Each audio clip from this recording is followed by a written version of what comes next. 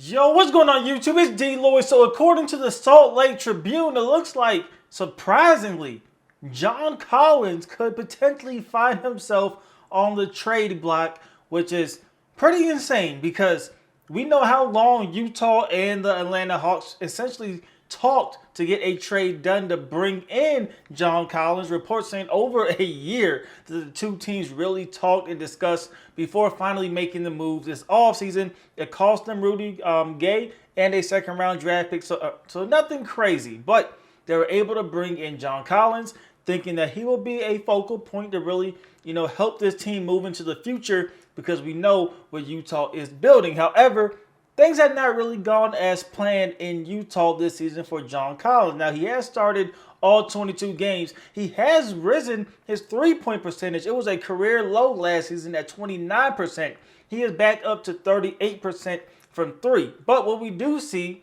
is a career low in field goal percentage as a whole. Last season was a career low in field goal percentage at 50%. Now that is down to 48% from the field. So John Collins really not off to the greatest starts in the world, still looking like a solid player. But what makes it hard for teams to really have interest in John Collins is not the talent, it is the contract for what he is providing ultimately. And that is what is making it difficult for teams to get behind it. Now, John Collins, he signed a 5-year, $125 million contract. With that said, he has this season and then 2 seasons left on that deal after that. So he's going to make around $25 million, $26 million a year.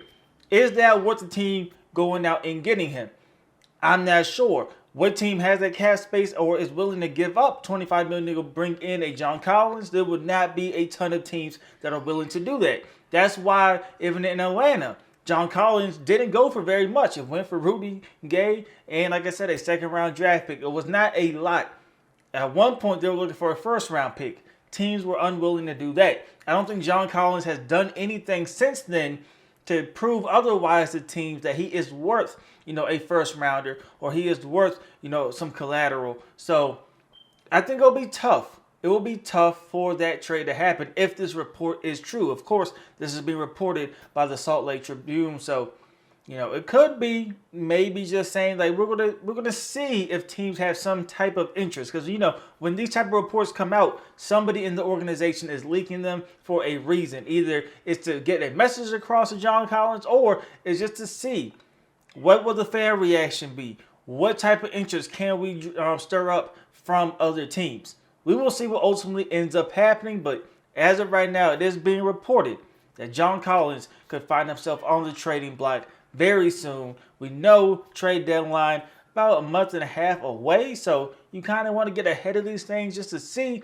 what you could potentially work out when the trade deadline comes. But you guys let me know what you guys think.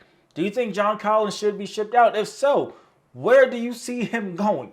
I don't see a lot of landing spots right now for John Collins. Maybe something changes as we get closer to the deadline, but right now I think it is a tough sell.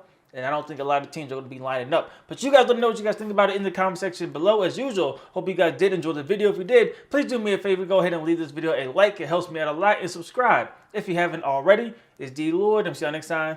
Peace.